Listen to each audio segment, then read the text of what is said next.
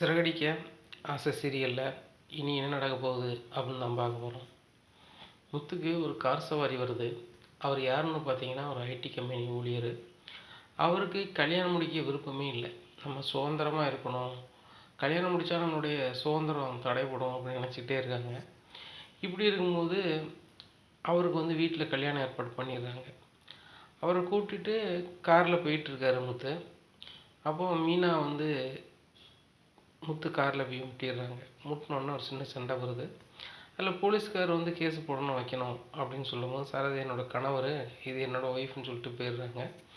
அப்போ முத்து வரும்போதே பேசிட்டு வரும்போது, கல்யாணம் அப்படிங்கிறது கொஞ்சம் இன்பமான ஒரு டார்ச்சர் தான் சார், அது ராட்சசியாக தான் இருப்பாங்க மனைவிகள் அப்படி இப்படின்னு எனக்கு நம்ம சொல்லிடுறாரு. சொன்னோன்னே நீங்கள் சொன்னீங்களே அந்த ராட்சசி இவங்க தானா, இவங்க தான் பேயாட்டம் ஆடுவாங்களா அப்படின்றாங்க. மீனா சரியான கோபத்தில் வீட்டுக்கு போயிடுறாங்க. இப்படி இருக்குது. முத்து எப்படியாவது அவங்கள சமரசப்படுத்தணுமே அப்படின்னு நினச்சிக்கிட்டு ஒரு கொசுவில் எல்லாம் வாங்கி கொண்டு போகிறாரு. கொண்டு போகும்போது அதில் ஒரு வேலைக்கு ஒரு ஆளை அனுப்புகிறாரு. அவங்கக்கிட்ட முதலாளியம்மான்னு சொல்லுங்கள், என் வீட்டம்மா மனசு குளிரணும் அப்படிங்கிறாங்க. அவங்க எவ்வளவோ சொல்லி பார்க்குறாங்க. விஜயா ஏசுனதுனால மீனாவுக்கு சரியான கடுப்பாக இருக்குது. இப்போ முத்து கேட்குறாரு, என்னென்ன கட்டில் சுற்றி கொசுவில் கட்ட சொன்னோன்னே கட்டிட்டானே, அதுபோக என் பொண்டாட்டி முதலாளியம்மான்னு கூப்பிட்டீங்களா, அவர் மனசு எப்படி ஆச்சு அப்படிங்கிறாங்க. அண்ணன் அதை கண்டுக்கிடவே இல்லை, அவங்க பயங்கர கோவத்தோடு தான் இருக்காங்க அப்படிங்க. ஐயோ அப்படின்னு சொல்லிட்டு உள்ளே போகிறாரு. போனோடனே நான் உங்களுக்கு பேயாட்ட ஆடுதானா அப்படிங்கிறாங்க. உடனே ஆமாம் தாயி, ஆமாம் ஆமாம் அண்ணா, சமரச கொடியை காட்டுதேன் அப்படின்னு சொல்லிட்டு வெள்ளை கொடியை காட்டுதாரு கர்ச்சிப் எடுத்து. உடனே அல்வாவை கொண்டு கொடுக்குறாரு. கொடுத்து சாப்பிட்டு 2 பேரும் சமரசம் ஆயிடுறாங்க. இந்த சூழ்நிலையில் மறுபடியும் அந்த ஐடி கம்பெனியில் வேலை பார்க்குற நண்பர் ஃபோன் அடிக்கிறாரு. அண்ணே பொண்ணெல்லாம் பார்த்தாச்சு, கொஞ்சம் வாங்கினே அப்படிங்கிறாங்க. அண்ணாச்சி நான் வீட்டுக்கு வந்துட்டேன் அப்படிங்கிறாங்க. இல்லை நீங்கள் கொஞ்சம் வாங்கினே அப்படிங்கிறாங்க. அந்தளவுக்கு போகிறாங்க. அண்ணே நீங்கள் சொன்னது ரொம்ப சூப்பராக இருந்துச்சு அப்படி என்ன சொன்னேன் அப்படிங்கிறாங்க. இல்லை கல்யாணங்கிறது ஒரு அனுபவம் தான், அதை மாதிரி இன்பமும் இல்லை அதை மாதிரி துன்பமும் இல்லை, அந்த அளவுக்கு இருக்கும் அப்படின்னு சொன்னீங்க. இந்த பொண்ணு எனக்கு ரொம்ப பிடிச்சிருக்குண்ணே, நானும் அந்த இன்பத்தை அடையணும் அந்த துன்பத்தை அடையணும்னு ஆசைப்பட்றேனே அப்படிங்க. சூப்பரு அப்படிங்கிறாங்க. என்ன அதே இடத்துல கொண்டு விட்டுருங்க அப்படிங்கிறாங்க. சரி ரைட், அந்த அடுக்குமாடி குடியிருப்பில் கொண்டு விடணுமோ அப்படிங்கிறாங்க. ஆமாம் அப்படிங்கிறாங்க. அங்கே கொண்டு விடுறாங்க. அண்ணே உட்காருங்கண்ணே அப்படிங்கிறாங்க. என்ன அப்படிங்கிறாங்கண்ணே, ட்ரிங்க்ஸ் நீங்கள் சாப்பிடுவீங்களா அப்படிங்கிறாங்க. இல்லை எனக்கு வேணாம், ஏற்கனவே நான் குடிக்க மாட்டேன்லாம் சொல்லலை, பண்ண தான் செய்வேன், ஆனால் வண்டி ஓட்டையில் பண்ண மாட்டேன், வைக்க மாட்டேன் அப்படிங்கிறாங்க. அண்ணா இப்போ என்ன வண்டியானே ஓட்டுறீங்க, வண்டி கீழே தானே எனக்கு அப்படிங்கிறாங்க. தலைவா இதை நான் சாப்பிட்டுட்டு வண்டி ஓட்டு தானே போகணும், வீட்டில் என் வீட்டம்மா ஏதாவது சொல்லுவாங்க. இப்போ தான் அங்கே ஒரு அல்வா கில்வா வாங்கி கொடுத்து சமரசம் படுத்தியிருக்கேன், நைட் ஆயிடுச்சு நான் கிளம்புறேண்ணே அப்படிங்கிறாங்க. இல்லைண்ணே நீங்கள் நைட்டு மட்டும் இங்கே தங்குங்க, உங்கள் வீட்டம்மாட்ட நான் சொல்லிடுறேன் அப்படிங்கிறாங்க. நீங்கள் சொல்கிறீங்களா தலைவா, நல்லா இருப்பீங்க, வெளியூர் ஆஃபர் போகும்போதே அவர்கிட்ட சொல்லிட்டு போனால் வருத்தப்படுவா, ஆனால் அங்கே போய் அம்மா நான் பிடிமா மேலே மாடியில் வீடு கட்டணும்ல, அதுக்கு நான் உழைக்கிறதுக்காக தான் போனேன் அப்படி இப்படின்னு சொன்னோன்னே ஏற்றுப்பா. அந்த மாதிரி பண்ணால் ஏற்றுப்பாளை தவிர்த்து, நான் நண்பரோட அடுக்குமாடி குடியிருப்பில் இருக்கேன், அங்கேருந்து சரக்கு அடிச்சிட்ருக்கேன் அப்படின்னு சொன்னால் அவ்வளோதான், கேட்கவே வேண்டாம், சரி வராது அப்படிங்கிறாங்க. அண்ணே அப்போ கல்யாணம் முடிஞ்சால் சரக்கு அடித்தா பிரச்சனையாகும் போனேன் அப்படிங்கிற. ரொம்ப பிரச்சனையாகும், சில நேரம் அதை லைட்டாக எடுத்துப்பாங்க, சில நேரம் பயங்கரமாக எடுத்துப்பாங்க அப்படின்னே. அது சம்மந்தமாகவே உங்கள்கிட்ட பேசணுண்ணே, இன்றைக்கி நைட்டு ஃபுல்லும் இருக்குண்ணே அப்படிங்கிறாங்க. இல்லை அதுக்கு வாய்ப்பு இல்லை அப்படிங்கிறாங்கண்ணே. இப்போ நீங்கள் இங்கேருந்து பாம்பே போகிறீங்க, அப்போ அதுக்கு ஆஃபர் எவ்வளோண்ணே பேசுவீங்க அப்படிங்கிறாங்க. ஐடி கம்பெனி ஊழியர்னா ஒரு ரேட் பேசுவோம், கஷ்டப்பட்டவங்கன்னா ஒரு ரேட்டு பேசுவோம் அப்படிங்கிறாங்க. சரி நீங்கள் ஐடி கம்பெனி ஊழியர்கிட்ட நீங்கள் ஆஃபர் எடுத்து போகிறீங்க பாம்பேக்கு, எவ்வளோ கேட்பீங்க அப்படிங்கிறாங்க. சார் நான் ஒரு 25 ரூபா கேட்பேன் சார் அப்படிங்கிறாங்க. 25 ரூபா கேட்பீங்களா அப்படிங்கிறாங்க. ஆமாம் சார், அவங்க விட்டுட்டு மறுபடியும் கூட்டி வரணுங்களா சார் அப்படிங்கிறாங்க. சரி ரைட்டு, 25 ரூபா நான் தந்துடுறேன், நீங்கள் நைட்டு பூரா என்கிட்ட பேசிகிட்டு இருக்கணும் அப்படிங்கிறேண்ணே. அதுக்கெலாம் 25 ரூபா ஆனால் ரொம்ப பாவம்ண்ணே அப்படிங்கிறேன். இல்லை நீங்கள் எங்கே போகிறீங்க, பாம்பே போகிறீங்க, பாம்பே போனால் 2 நாள் ஆகுமா 3 நாள் ஆகுமா அப்படிங்கிறாங்க. 2 நாள் ஆகுண்ணே, 4 நாள் ஆகுண்ணே அப்படிங்கிறாங்க. சரி 4 நாள் ஆகும்ல, அந்த 4 நாள் என்கிட்ட தான் இருக்கீங்க அப்படிங்கிறாங்க. என்ன தம்பி சொல்லுதீங்க அப்படிங்கிறாங்க. ஆமாண்ணே ஒன்றும் பிரச்சனை கிடையாது, 4 நாள் என்னை கூப்பிட்டுட்டு அப்படியே சுற்றுறீங்க அப்படிங்கிறாங்க. இல்லை தம்பி அது சரி வராது, ஒரே இடத்துல இருந்துக்கிட்டு நான் காசு வாங்குறதே அவங்க மனசாட்சி ஒப்பாது அப்படிங்கிறாங்க. அப்போ ஒன்று செய்யுங்க, கார் எடுங்க அப்படிங்கிறாங்க. நம்ம பாம்பே போயிடலாம் அப்படிங்கிறாங்க. உடனே பாம்பேயா அப்படிங்கிறாங்க. வேண்டாண்ணே, உங்களுக்கு வந்து அனுபவம் தானே தெரிஞ்சுக்கணும். அப்படியே பேசிகிட்டே காரில் போவோம், நிறைய இடத்த சுற்றி பார்த்த மாதிரி ஆயிடும். ஊட்டி கொடைக்கானல் அப்படி இப்படின்னு போயிட்டு ஒரு 4 நாள் சுற்றுவோம். எனக்கும் ஆஃபர் கிடைச்ச மாதிரி இருக்கும். எனக்கு ஒரு 25,000 கிடைக்கும், உங்களுக்கும் 4 இடம் போன மாதிரி இருக்கும் அப்படிங்கிறாங்க. அதுவும் சரிதான். கல்யாணத்துக்கு அப்புறம் நான் எப்படினாலும் 4 இடத்துக்கு என் மனைவியை கூட்டிகிட்டு போகணும். நான் ஐடி வேலை பார்த்ததுக்கு முன்னாடி ஒரு இடத்துக்கும் போகவே இல்லை, போக முடியலை. காரணம் பணம் பணம்னு சொல்லிட்டு உட்காந்துருவேன். இப்போ நேராக வண்டியை ஓட்டி கொடுங்க அப்படிங்கிறாங்க. உடனே என் வீட்டம்மாட்ட ஒரு ஃபோன் பண்ணி சொல்லி தான் தேவா அப்படிங்கிறாங்க. சரி சொல்லுங்கள் அப்படிங்கிறாங்க. மீனா நான் ஊட்டி வரைக்கும் போகிறேன் அப்படிங்கிறேன். ஏங்க நீங்கள் ஒத்தியில் ஊட்டிக்கு போகிறதுக்கு என்னையும் கூப்பிட்டு போகலாம்ல அப்படிங்கிறாங்க. மீனா ஆஃபராக போகிறேன் அப்படிங்கிறாங்க. யாருங்க அப்படிங்கிறாங்க. ஒரு ஐடி கம்பெனி ஊழியர் வந்து வந்தார்ல மீனா அப்படிங்கிற. எனக்கு எப்படிங்க தெரியும் அப்படிங்கிறாங்க. இல்லை இல்லை, நீ காரில் கொண்டு பைக்கை விட்டல, அப்போ உடையில் ஒரு ஆள் வந்து நம்ம 2 பேருக்குமே சண்டையில் தொட்டார் அப்படிங்கிறாங்க. ஆமாம், அவர் தான் கூப்பிட்டு போகிறேன் அப்படிங்கிறாங்க. ஏங்க பார்த்து கூப்பிட்டு போங்க அப்படிங்கிறாங்க. சரிங்க, அப்போ நீங்கள் வரமாட்டீங்களா இன்றைக்கி அப்படிங்கிறாங்க. இல்லை மீனா அப்படிங்கிறாங்க. சரிங்க அப்படிங்கிறாங்க. ஏன்னா ஊட்டி கூப்பிட்டு போகிறாங்க. ஊட்டி கூட்டி போய் எல்லா இடத்தையும் பார்க்குறாரு. முத்துனே இப்போ இந்த இடத்துக்குலாம் ஃபேமிலியோட தான் செமையாக இருக்கணும் அப்படிங்கிறாங்க. நான் ஒரு நாள் வந்தது இல்லைண்ணே, ஆனால் ஆஃபருக்கு பார்ட்டிக்காரங்களாம் கூப்பிட்டு போகணும் விட்டுருங்க. ஆனால் எந்தெந்த இடங்கள் சூப்பராக இருக்குன்னு எனக்கு தெரியும் எல்லாமே அப்படிங்கிறாங்க. எல்லா இடத்துக்கும் கூப்பிட்டு போங்க அப்படிங்கிறாங்க. எல்லா இடத்துக்கும் கூப்பிட்டு போகிறாங்க. சரிண்ணா இன்றைக்கி ஊட்டிக்கு வந்துட்டோம், நாளைக்கு கொடைக்கானல் போவோம் அப்படிங்கிறாங்க. அதுவும் சரி தான் அப்படின்னு சொல்லிட்டு கொடைக்கானலுக்கு மறுநாள் போகிறாங்க. அங்கே உள்ள இடங்களை பூராமே சுற்றி காமிக்கிறாங்க. அப்புறம் வந்துட்டு வேறங்கண்ணே போகலாம் அப்படிங்கிறாங்க. அண்ணா கல்யாணம் முடிஞ்சவங்க எந்தெந்த மதத்தை சேர்ந்தவங்க அதுக்கு ஏற்றாப்புல வழிபாடு தலத்துக்கு போவாங்க அப்படிங்கிறாங்க. சரி ரைட்டு, எந்த வழிபாடு தலத்துக்கு போகலாம் அப்படிங்கிறாங்க. அண்ணே அவங்க குலதெய்வம் கோயில் எங்கேயோ அங்கே போவாங்கண்ணே. ஓ ரைட்டு, எங்கள் குலதெய்வம் கோயில் இங்கே இருக்குங்க, வண்டியை விடுங்க அப்படிங்கிறாங்க. விட்றாங்க வண்டியை. வந்தாலும் அங்கே பார்த்து இப்படிலாம் இது பண்ணணும் வைக்கணும்னு சொல்லிட்டு சாமியெல்லாம் கும்பிட்டுக்கிறாங்க. கும்பிட்டுட்டு முத்தண்ணே ரொம்பவே திருப்தியாக இருக்குது, அவங்க கூட வந்ததும் திருப்தியாக இருக்குது, அது போக வாழ்க்கையில் எப்படி எப்படி லாப நட்டங்கள் அடைவாங்க, புருஷன் பொண்டாட்டின்னு எவ்வளோ அன்பாக இருப்பாங்க, எல்லாத்தையுமே தெரிஞ்சுக்கிட்டேன். ரொம்ப சந்தோஷமாக இருக்குது. இன்றைக்கி 4வது நாள் ஊருக்கு கிளம்புவோம் அப்படின்னு சொல்லிட்டு கிளம்புறாங்க. கிளம்பி முடித்தோடனே அண்ணே அப்படின்னு சொல்லிட்டு ஒரு கிஃப்ட்டு கொடுக்குறாங்க. அண்ணா இதில் வந்து ஒரு 2 ட்ரெஸ் இருக்குண்ணே, வச்சுக்கோங்க. இதில் ஒரு நல்ல விலை உயர்ந்த செண்டு பாட்டில்ண்ணே, இதை வச்சுக்கோங்க அப்படிங்க. இல்லை சார் வேண்டாம் சார் அப்படிங்கிறாங்க. இல்லை இல்லை, இதில் வாடகை 25,000 இருக்குது, கூட 5,000 உங்களுக்கு எக்ஸ்ட்ரா இருக்குது அப்படிங்கிறாங்க.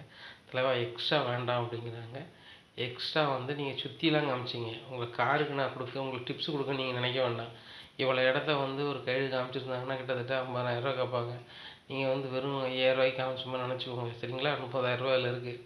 அதுபோக நீங்கள் வரும்போதே பேசுனீங்க, உங்கள் வீட்டம்மா வந்து நல்ல பூ கொட்டுவாங்க வைப்பாங்கன்னு சொல்லிட்டு, நல்லா பூ கொட்டுவாங்களே அப்படிங்கிறாங்க. அண்ணன் என்னென்ன இப்படி சொல்லிட்டீங்க, செம்மையாக பூ கொட்டுவானே, இந்த சென்னை சிட்டிலே அவ்வளோ மாதிரி பூ கட்ட முடியாது. ஒரு நாள் வேணால் அவள் பூக்கட்டு எப்படி இருக்குன்னு நீ பார்க்குறதுக்கு மல்லிகைப்பூ ஒரு முழம் வாங்கிட்டு வரேனே, அதில் பாருங்கள் அவள் எவ்வளோ அழகாக கட்டுறான்னு பாருங்கள். ஒரு மாலையும் வாங்கிட்டு வரேன், பாருங்கள் எவ்வளோ சூப்பராக கட்டுறான்னு உங்களுக்கு தெரியணும் அப்படிங்கிறாங்க. அப்போ ஒன்று செய்வோமானே, எனக்கு ஒரு யோசனை இருக்குது. நான் வந்து நல்லா சம்பாதிக்கிறேன் வைக்கிறேன் எல்லாம் பண்ணுறேன், மாச்சிக்கிறது இல்லை.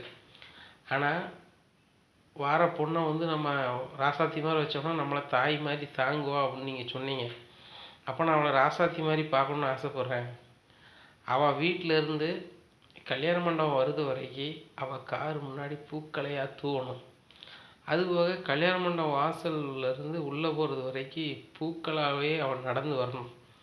அவ்வளோ மென்மையாக நான் அவள் பண்ணணுன்னே, அவ்வளோ சிறப்பாக பண்ணணுன்னே. இதுக்கு பூ எவ்வளோ செலவாகும் அப்படின்னு கேட்குறாங்க. அண்ணா எனக்கு வந்து ஆஃபரை வாங்கி கொடுக்க தான் தெரியும். என் வீட்டுக்காரி தான் ஒரு பூவுக்கு விலை எவ்வளவு, இந்த மாதம் எவ்வளவு விலை போகுது குறையுது கூடுது அவனுக்கு தான் தெரியும். சில மாதம் அதிக விலை வரும்னே பூ, சில மாதம் கம்மியாக வரும்னே. அது முகூர்த்த நேரத்தையும் திருவிழா வச்சியும் அதை கணக்கு பண்ணுவா, அவளைக்கிட்ட தான் தெரியும் அப்படிங்கிறாங்க. அப்போ ஒன்று செய்யுங்கண்ணே, இன்றைக்கி வீட்டுக்கு போங்க, வீட்டுக்கு போயிட்டு அக்காவை எப்போ கூப்பிட்டு வரலான்னு எனக்கு ஃபோன் பண்ணி கேளுங்க. நான் அதுக்கு முன்னாடி எங்கள் வீட்டில் கேட்டுறேன். வீட்டில் கேட்டு இந்த மாதிரி பூ ஆர்டர் வந்து நான் ஒரு வேண்டிய ஆள்கிட்ட கொடுக்குறேன் அப்படின்னு சொல்லிடுறேன் அப்படிங்கிறாங்க. சரிண்ணே, இப்போமே நீங்கள் பேசணும்னு பேசுங்கண்ணே அப்படிங்கிறாங்க. உடனே இந்த ஐடி ஊழியர் உடனே அவங்க வீட்டுக்கு ஃபோன் அடிக்கிறாங்க. ஃபோன் அடித்து இந்த மாதிரி எனக்கு தெரிஞ்சவங்கள்ட்ட ஒரு பூ ஆர்டர் கொடுக்க போகிறேன், அது உங்களுக்கு எதுவும் பிரச்சனை இருக்கா அப்படின்னு சொல்லிட்டு அந்த ஐடி ஊழியரோட அப்பாட்ட பேசுகிறாங்க. உனக்கு பொண்ணு பிடிச்சிருக்குன்னு சொல்லிட்டேன், நீனே செய், எல்லாமே செய், நல்ல மாதிரி பண்ணு. ஏன்னா பொண்ணும் ஐடியில் வேலை பார்க்க, நீனே ஐடியில் வேலை பார்க்கிய, 2 பேருக்கும் லட்சக்கணக்கில் சம்பளம். ஏன்னா வாழ்க்கை ஒரு முறை தான் வாழ போகிறோம். அந்த வாழ்க்கையில் ரொம்ப சிறப்பாக இருக்கணும். இனிய நினைவுகள் தான் அழகான வாழ்க்கையை உருவாக்கும். ஏன்னா அந்த இனிய நினைவுகளை கடந்து தான் நம்ம எல்லோரும் போகணும். அப்போ அதை செய்யும்போது ரொம்ப ரசனையாக செய்யி. பூ வேலைப்பாடு நிறைந்தவங்ககிட்ட சொல்லு. ஏன்னா அந்த பூ அலங்காரங்கள் வந்து சாந்தி முகூர்த்தத்துக்காக இருக்கட்டும், திருமண காரியத்துக்காக இருக்கட்டும், இல்லைன்னா உறவினர்களை வரும்போது வரவேற்கக்கூடிய ஒரு மலர்தூவியாக இருக்கட்டும், எல்லாமே ரொம்ப சிறப்பாக இருக்கணும் அப்படிங்கிறாங்க. சரிப்பா நான் அப்படியே பண்ணிடுறேன் அப்படின்னு சொல்லிட்டு ஃபோன் வச்சுடுறாங்க. முத்து ஆஃபர் உங்களுக்கு தான். நீங்கள் ஒன்று செய்யுங்க, வீட்டுக்கு போயிட்டு அக்காவை கூப்பிட்டு வாங்க, இவ்வளோ பூ வேணும் அப்படின்னு நான் கேட்குறேன் என்ன அப்படிங்கிறாங்க. சரி ரைட்டு. ஆனால் இன்னொன்றுண்ணே, மண்டபத்துலேருந்து இவ்வளோ தூரம் பூவாக அவங்க பொண்ணு நடந்து ரொம்ப தூவன்னு சொல்கிறீங்களே, அது எவ்வளோ தூரம் இருக்கும் அப்படின்னு உங்களுக்கு தெரியுமாண்ணே அப்படிங்கிறாங்க. அது எல்லாமே நம்ம நேரில் பார்த்துடலாம் முத்து அப்படிங்கிறாங்க. சரி ரைட்டு அப்படிங்கிறாங்க. நேராக வீட்டுக்கு போகிறாங்க. வீட்டுக்கு போனோடனே மீனா ரொம்பவே மன வருத்தமாக இருக்காங்க. மீனா அப்படிங்கிறாங்க, வந்துட்டிங்களா அப்படிங்கிறாங்க. எங்கள் 4 நாள் நீங்கள் வராமல் ரொம்ப கஷ்டமாக இருந்துச்சு அப்படிங்கிறாங்க. மீனா ஆள் ஐடி கம்பெனி ஊழியர், அவர் திருமண வாழ்க்கைன்னா என்னன்னு கேட்குறதுக்காகவே நான் அங்கங்கே கூப்பிட்டு போய் 4 நாளாக என்ன செஞ்சார், அனுபவம் கேட்டார். அது போக அது ஒரு ஆஃபர் மாதிரி நானும் பயன்படுத்திக்கிட்டேன். அவரும் என்னை சுற்றி காமிச்சதுக்கு எக்ஸ்ட்ரா ஒரு 5000 கொடுத்து 30,000 கொடுத்துருக்காரு அப்படிங்கிறாங்க. இதை கேட்டால் மீனாவுக்கு ரொம்ப சந்தோஷம். இது என்னதுங்க அப்படிங்கிறாங்க. 2 ட்ரெஸ்ஸு அவர் கொடுத்தாரு, அது போக செண்டு பாட்டனும் கொடுத்தாரு அப்படிங்கிறாங்க. ஏங்க ஆஃபருக்கு போயிட்டு இதெல்லாம் வாங்கிட்டு வருவீங்க அப்படிங்கிறாங்க. அவர் ரொம்ப அன்பாக வச்சுக்காங்கன்னு 4-5 வாட்டி சொல்கிறாரு. நான் எத்தனை வாட்டியோ மறுத்து பார்த்தேன் மீனா, ஆனால் வந்து அவர் வாங்க மாட்டேன்ட்டார். நான் என்ன பண்ணுறது சொல்லு அப்படிங்கிறாங்க. சரிங்க, அன்புனா அப்படி தான் இருக்கும் அப்படிங்கிறாங்க. மீனா இன்னொரு நல்ல செய்தி அப்படிங்கிறாங்க. என்னங்க அப்படிங்கிறாங்க. ஐடி கம்பெனியில் வேலை பார்க்குறாரு என்னோடய கஸ்டமர். அவர் வந்து ஒன்று சொன்னார், ஆனால் அது நீ செஞ்சு கொடுத்துடலாமான்னு எனக்கு தெரில அப்படிங்கிறாங்க. என்னங்க அப்படிங்கிறாங்க. கல்யாண ஆஃபரு, அதுக்கு நீ பூ கொடுக்கணும் அப்படிங்கிறாங்க. ஏங்க இந்த தொழில் தானங்க பண்ணிகிட்ருக்கேன், 1 முழமும் 2 முழமும் ரோட்டில் விற்றுட்ருக்கேன். திடீர்னு ஒரு பெரிய ஆர்டர் வந்துச்சுன்னா நம்மளுக்கு நல்லது தானே, மாடியில் வீடு கட்டுறதுக்கு ஆகும்ல அப்படிங்கிறாங்க. சரி மீனா, முதல்ல இந்த 30,000 கொண்டு உண்டியலில் போடு அப்படிங்கிறாங்க. சரிங்க அப்படின்னு சொல்லிட்டு 30,000 கொண்டு போகிறாங்க. அப்போது அண்ணாமலை பார்க்குறாங்க. என்ன முத்து இப்போ தான் வந்தியா அப்படிங்கிறாங்க. ஆமாப்பா அப்படிங்கிறாங்க. சரிப்பா சரிப்பா அப்படிங்கிறாங்க. என்ன மீனா இது என்ன காசு அப்படின்னு கேட்குறாங்க. மாமா 4 நாளாக கார் ஓட்டினாங்களே, ஒரு 30,000 கிடச்சிருக்கு, அதை தான் வண்டியில் போட போகிறோம் அப்படிங்கிறாங்க. விஜயா அப்படி பார்க்குறாங்க. இப்படியே ஓட்டியே மாடியில் வீடு கட்டிடுவாங்களோ அப்படின்னு சொல்லிட்டு முழிக்கிறாங்க. என்ன விஜயா முழிக்க, அவங்களால மாடியில் வீடு கட்ட முடியாது, அதை கட்ட முடியாது, இதை கட்ட முடியாதுன்னு 4 நாள் உழைச்சி 25,000 ப்ளஸ் ஒரு 5-30,000 கொண்டு போடுதான் என்ன. அதை மாதிரி கஷ்டப்பட்டு உழைச்சி நம்ம ஒன்று செய்யணும்னா கண்டிப்பாக செஞ்சிடலாம். அதுக்கு விடாமுயற்சி தான் வேணும், வேறு ஒன்றும் இல்லை. பெரிய ஆள் சிறிய ஆள்லாம் கிடையாது. பெரியவங்க செய்கிறத சிறிய பையன் அசால்ட்டாக ஒரு விடாமுயற்சியில் செய்கிறான். அந்த மாதிரி என்றைக்காவது ஒரு நாள் நடக்க தான் போகும் அப்படிங்கிறாங்க. அப்போ நானும் மீனாவும் ஒரு இடத்துக்கு போயிட்டு வரோம்பா அப்படிங்கிறாங்க. பார்த்தீங்களாங்க இந்த 30,000 வந்துருச்சு, அதை செலவு பண்ணணும்ல அப்படிங்கிறாங்க. அதுலேருந்து 5 காசு எடுக்கலை, பக்கத்தில் தான் வேலையாக போகிறப்ப நான் போயிட்டு வரேன் அப்படிங்கிறாங்க. பார்த்தீங்களாங்க அத்தைக்கு அக்கறை நம்ம மேலே, அக்கறைலாம் கிடையாது மீனா, அக்கறை கிடையாது. மாடியில் நம்ம வீடு கட்டிடக்கூடாது, எதையாவது குறை சொல்லணும், அதை சொல்லிக்கிட்டு இருப்பாங்க. நம்ம போகும்போது எங்கள் அம்மா சத்தம் போட்டாங்க, ஏதாவது குறை சொன்னாங்கன்னா நமக்கு நல்லது தான் நடக்கும், ஒன்றுமே பிரச்சனை இல்லை. நம்ம போகும்போது கரெக்டாக எங்கள் அம்மா வந்து ஒரு அவசரம் மாதிரி ஒன்று பேசுனாங்களே, கரெக்டாக இருக்கும் போவா அப்படின்னு சொல்லிட்டு கூட்டி போகிறாங்க. என்னங்க அடுக்குமாடி குடியிருப்பு கூட்டின்னு இருக்கீங்க அப்படிங்கிறாங்க. என்னோடய கஸ்டமர் இங்கே தான் இருக்கார் அப்படின்னு சொல்லிட்டு 2வது ஃப்ளோர் கூட்டி போகிறாரு. ஒன்று அலாரத்தை அடிக்காங்க, காலிங் இல்லாமல் இருக்காங்க. அவங்க வாங்க முத்தனே வாங்கக்கா அப்படிங்கிறாங்க. உட்காருங்க அப்படிங்கிற ஃபேன் எல்லாம் டீலாம் போடுறாங்க. இன்னும் வேலை பார்க்குற வேலைக்காரங்க வந்து சாப்பாடெலாம் கொடுக்குறாங்க. உடனே சாப்பிட்டுக்கிறாங்க. கிளம்பலாமா அப்படிங்கிறாங்க முத்து. போவோம் அப்படிங்கிறாங்க. எங்கெங்கே போகணும் அப்படிங்கிறாங்க. இல்லை மீனா, மண்டபத்து வாசலில் இருந்து அந்த பொண்ணு நடந்து வருது வரைக்கும் பூக்களாக தூவணுமா. எப்படி சிவப்பு கம்பளம் விரிப்பாங்கன்னு சொல்லுவாங்களா, அதை மாதிரி பூக்களாலேயே இது பண்ணணுமா. அதுபோக முதலிரவுக்கு வந்து பூ ரெடி பண்ணதாக இருக்கட்டும், கல்யாணத்துக்கு பூ ரெடி பண்ணதாக இருக்கட்டும், அந்த பொண்ணோட வீடும் மண்டபத்துக்குள்ளே தூரத்துக்கு பொண்ணு காரு மேலே பூ தூவிக்கிட்டே வரணுமா. இவ்வளவுத்துக்கும் இவ்வளோ வரும் அப்படிங்கிறதுக்காக தான் உன்னை கூப்பிட்டு வர சொன்னாப்புல அப்படிங்கிறாங்க. ஓ அப்படியா அப்படிங்கிறாங்க. நேராக பொண்ணு வீட்டுக்கு போகிறாங்க. இந்நேரத்தில் தான் பொண்ணு வீடு சரிங்களா. இதுலேருந்து நம்ம மண்டபத்துக்கு போகிறோம் அப்படிங்கிறாங்க. நேராக காரில் மண்டபத்துக்கு போகிறாங்க. கிட்டத்தட்ட 8 கிலோமீட்டர் இருக்குது சரிங்களா, மண்டபத்துக்கும் அவங்க வீட்டுக்கும். வார வழியில் எல்லாமே பூவை தூவிக்கிட்டே இருக்கணும். ஒவ்வொரு பூவை தூவுறதுக்கும் ஒவ்வொரு 2 கிலோ இதாகணும். 4 அடிக்கு ஒருக்க வந்து பூவை தூவணும் அப்படின்னு சொல்கிறாரு. அப்போ எவ்வளோ பூ வரும் அப்படிங்கும்போது அதுக்கு மீன் அது ஒரு கணக்கு எழுதுறாங்க. சரி ரைட்டு அப்படிங்கல இந்த மண்டபத்தை பார்த்துக்கோங்க. மண்டபத்தினுடைய காம்பவுண்ட் சுவர் இங்கே இருக்குது. ஆனால் மண்டபம் இதிலேருந்து 100 மீட்டர் தள்ளி உள்ளே இருக்குது. இந்த 100 மீட்டருக்கும் ஒரு 6 அடிக்கு சிவப்பு கம்பளை விரித்து நீட்டமாக குட்டி போவாங்களா, அது மாதிரி நீட்டத்துக்கு எவ்வளோ வரும் அப்படிங்கிறத சொல்லிடுங்க அப்படிங்கிறாங்க. அந்த அளவு கணக்கு பண்ணுறாங்க. அதனால் மாப்பிள்ளை சொல்கிறாரு, சிவப்பு கம்பளம் எப்படி இருக்குமா, ரோஜா பூவாகவே இருக்கணும் அப்படிங்கிறாங்க. அப்படியா அப்படின்னு சொல்லிட்டு அதை எழுதிக்கிறாங்க. அதே மாதிரி பொண்ணை வரவேற்று வீட்டிலேருந்து மண்டபத்துக்கு கூட்டு வர்றது வரைக்கும் மஞ்சள் கலரில் என்னென்ன மலர்கள் இருக்கோ அதுவாக இருக்கணும் அப்படிங்கிறாங்க. சரிட்டு அப்படிங்கிறாங்க. அதுபோக திருமண நேரத்தில் இருக்கிற பூ வந்து ஒயிட்டும் மஞ்சளும் சிவப்பும் கலந்துருக்கணும் அப்படிங்கிறாங்க. ரைட்டு அதை எழுதிக்கிறாங்க. அப்போ சாந்தி முகூர்த்தத்துக்கு அப்படிங்கும்போது மல்லிகைப்பூக்களாலேயே அலங்காரம் பண்ணியிருக்கணும்னு சொல்லிட்டு மல்லிகைப்பூ இவ்வளோ எத்தனை கிலோ இப்படிலாம் வரணும் அப்படிங்கிறாங்க. நிறைய இதை சொல்கிறாங்க. சொன்னோன்னா இது எவ்வளோ வரும் ஏது வரும் அப்படின்னு மட்டும் சொல்லிடுங்க, நான் அட்வான்ஸ் இப்போமே தந்துடுறேன் அப்படிங்கிறாங்க. உடனே மீனா பார்க்குறாங்க, இதுக்கு சரியான அமௌண்ட் வருமானு சொல்லிட்டு பாட்டு போட்டிக்கிட்டி பார்க்குறாங்க. உடனே சொல்லுங்கக்கா எவ்வளோ ஆச்சு அப்படிங்கிறாங்க. கொஞ்சம் பொறுங்க சொல்கிறேன் அப்படின்னு சொல்லிட்டு, ஏங்க அவங்க செல் எடுங்க அப்படிங்கிறாங்க. நான் சொல்லதெல்லாம் வந்து பெருக்குங்க அப்படிங்கிறாங்க. பெருக்குறாங்க, அடித்து பார்க்குறாங்க, 16 லட்ச ரூபா வருது. இதை பார்த்தோன்னே ஏங்க நான் போட்ட கணக்கும் 16 லட்சம் வந்திருக்கு, உங்களுக்கும் செல்லுலேயும் 16 லட்சம் தான் வந்திருக்கா அப்படின்னு சொல்கிறாங்க. உடனே ஐடி கம்பெனிக்கு ஒரே சொல்லுவோம், 16 லட்ச ரூபா வருதா, சரி ரைட்டு. அப்போ இப்போ ஒரு 8 லட்ச ரூபா நான் அட்வான்ஸ் தந்துடுறேன், நீங்கள் எல்லாமே ரெடி பண்ணிடுங்க. என்ன கல்யாணத்துக்கு 2 நாளைக்கு முன்னக்கூட்டி என்கிட்ட வாங்க, மீதியை வாங்கிக்கிடுங்க அப்படிங்கிறாங்க. இல்லை சார் நாங்கள் செஞ்சு கொடுத்துட்டு வாங்கிக்கிறோம் அப்படிங்கிறாங்க. இல்லை இல்லை நீங்கள் வந்து கம்மியாகவும் பண்ணிடக்கூடாது, அது போக கஷ்டமும் பட்டுறக்கூடாது. அதனால் நான் 16 லட்ச ரூபாய்க்கு இப்போ 8 லட்ச ரூபா கொடுத்துட்றேன். நீங்கள் கல்யாணத்தோட 2 நாளைக்கு முன்னக்கூட்டி எனக்கு உங்கள் வீட்டுக்கார வச்சு ஃபோன் பண்ணுங்கக்கா, மொத்தம் நீங்கள் அடிச்சிருங்க, கால் பண்ணுங்கள். நீங்கள் கால் பண்ணிங்கனாக்கா நான் வந்து அந்த மீதி பணத்தை தந்துடுவேன். உங்களுக்கும் சிரமம் இல்லாமல் இருக்கும். என்னென்னா கல்யாணம் முடிச்ச பிறகு கல்யாணம் ஆகல, விருந்துக்கு போகிறது அதுக்கு போகிறது அதை மாதிரி சிந்திச்சிட்ருப்பேன். நீங்கள் பூக்கு எப்போ காசு வாங்குறது அப்படி இப்படின்னு சொல்லி உங்களுக்கும் ஓடிட்டுருக்கக்கூடாது அப்படிங்கிறாங்க. சரி சார் அப்படிங்கிறாங்க. ஐடி கம்பெனி ஊழியர் கொஞ்சம் யோசிக்கிறாரு. இல்லை இல்லை நம்ம முதல்ல கொடுத்துடலாம் அப்படின்னு சொல்லிட்டு, முத்துனே நான் உங்களை நம்புகிறேன், முதல்ல தந்துடுறேனே அப்படிங்கிறாங்க. ஏன் சார் இல்லை சார் அப்படி இல்லை முத்து, நான் கல்யாணத்தோட பிஸியானாலாம் ஆயிடுவேன். ஏன்னா நாள் வைக்கிறது, முகூர்த்த கால் நட்டுறது அப்படி இப்படின்னு பிஸியாகவே இருப்பேன். அதுபோக எங்கள் ஐடியில் வேலை பார்க்குற ஸ்டாஃப்லேருந்து எல்லாருமே வந்துடுவாங்க, நான் அவங்கள உபசரிச்சுட்டு இருப்பேன், அப்படி இப்படின்னு இருப்பேன். நீங்கள் ஃபோன் அடிச்சும் எடுக்க முடியல வைக்க முடியலன்னா ரொம்ப கஷ்டமாக போயிடும். அதனால் ஒரு 16 லட்ச ரூபாய்க்கு நான் வந்து இப்போ என்ன செய்கிறேன்னா, ஒரு 10 லட்ச ரூபாய்க்கு நான் வந்து உங்களுக்கு செக் தந்துடுறேன், நீங்கள் கலெக்ஷன் போட்டுக்கோங்க. என் கல்யாணத்துக்கு இன்னும் ஒரு 15 நாள் இருக்குது, செக் ஒரு வாரத்தில் கலெக்ஷன் ஆயிரும். சரிங்களா? அப்படி கலெக்ஷன் ஆனால் கூட இப்போ நீங்கள் பார்த்து பணம் கூட வாங்கிக்கலாம், ஒன்றும் பிரச்சனை இல்லை, கலெக்ஷன் ஆயிரும்.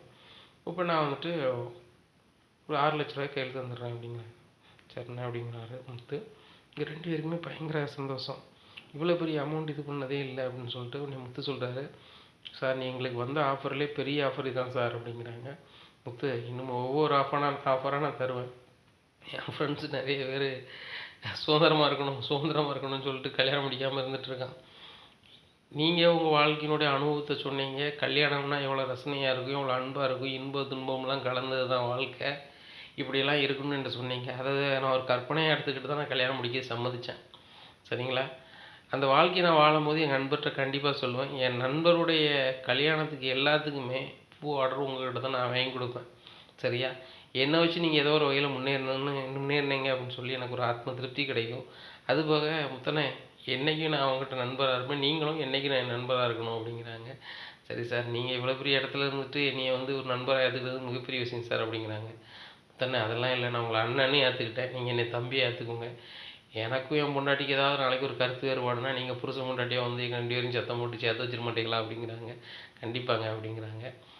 ஒரு நிமிஷம் இருங்க அப்படின்னு சொல்லிட்டு போய் பீரோவில் போய் ஒரு 6 லட்ச ரூபாய் எடுக்கிறாரு வீட்டில்.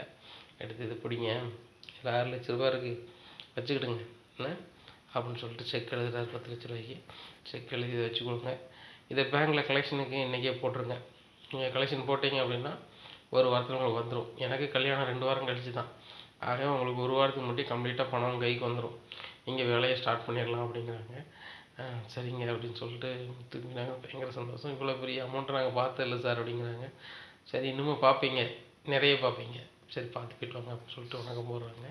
இவங்க 2 பேரும் காரில் போகிறாங்க. போகும்போதே பயங்கர சந்தோஷம் 2 பேர்த்துக்குமே.